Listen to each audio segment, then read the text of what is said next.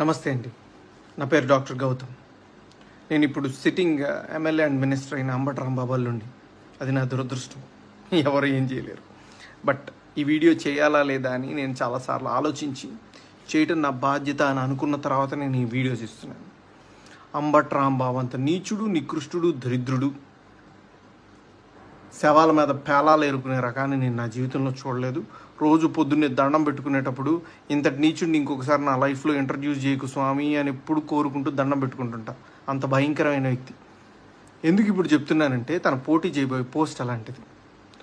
ఏ పోస్ట్కి అయితే మంచితనం, మానవతా విలువలు,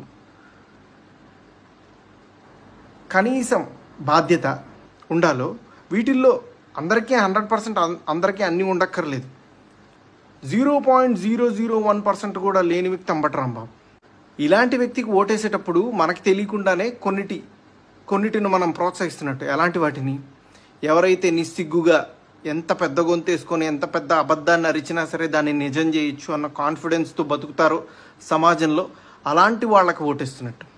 ఎంత లేకి పని అయినా చేసి చాలా హుందాగా బతకచ్చు సమాజంలో అని అనుకునే వాళ్ళకి ఓటేస్తున్నట్టు.